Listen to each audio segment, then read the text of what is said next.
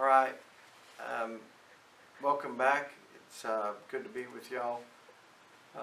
We are we just had this trial of the century and got a few questions about this, but I think the questions relate back to the Murdaugh case, where of course the questions were involving juries. And you'll see, if you've, and I'm sure you have, served any jury duty, that it's a long line. You get through there. You usually hear one case if you get picked from this huge panel to go on it. But what you'll notice is people that you may know from around the courthouse, the bailiffs, the prosecutors, maybe you know the defense attorney. They can't really stop and talk to you. And I'll tell you, from the other side of that, it is a real weird feeling. I know a lot of you guys, and I have to just kind of walk by and speak and say, hey, Tanya or Bill or whatever. But I can't stop and talk. It's really a big deal to the court system that the jurors have this appearance of there's no impropriety, there's no deals cut, no people that know other people, and you know the fix is in. And the courts take that very seriously. So don't ever believe that the prosecutor or the defense attorney is being a snob.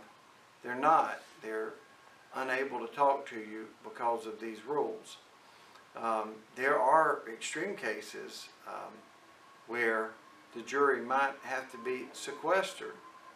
That means they can't go home. They have to stay the whole time that the trial is going on, and they'll stay in a hotel, and we'll feed them 3 meals a day.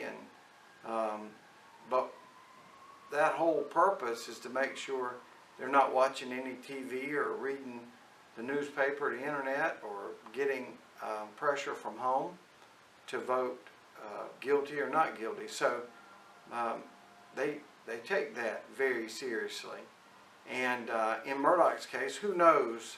I don't know if the clerk of court said believe this person or don't believe that person. I know if that happened, everybody would have known better than to do that. On one hand, you got the very true fact that she ended up writing a book, which that's strange. On the other hand, you know, Dick Harpootlian and Jim Griffith, I don't know Jim, I know Dick, but they're defense attorneys. So their whole, everything that they're doing is trying to represent Murdaugh. That's all they're there for. They're not there to tell you the truth or represent the state or the county. They're there to represent Murdaugh, and Murdaugh don't want to be in jail. So, you know, they go and have this press conference in front of the Court of Appeals. That wasn't just done to be, there's a lot of other places to have done that, but I think they wanted to pressure the Court of Appeals and wanted to pressure the judge, Judge Newman, by the place that they would have held their press conference. Anyway, that is to be heard pretty soon. Judge Newman will hear and determine whether or not Mr. Murdaugh, Lawyer Murdaugh, will get a new trial. And if he does get a new trial, you probably won't see an awful lot in your tax bill, but it's expensive to do a huge case like that.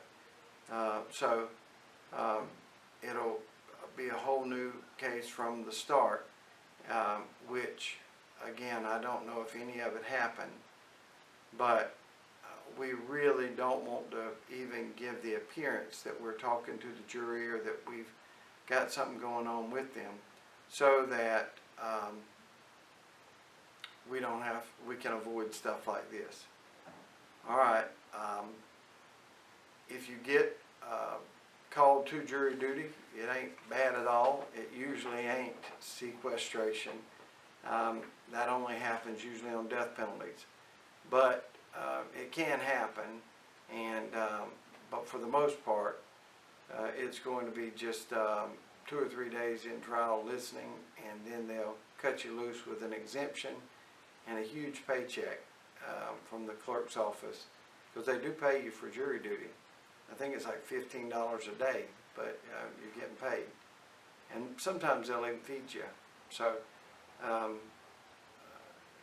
that's sort of what's going on in Collington County.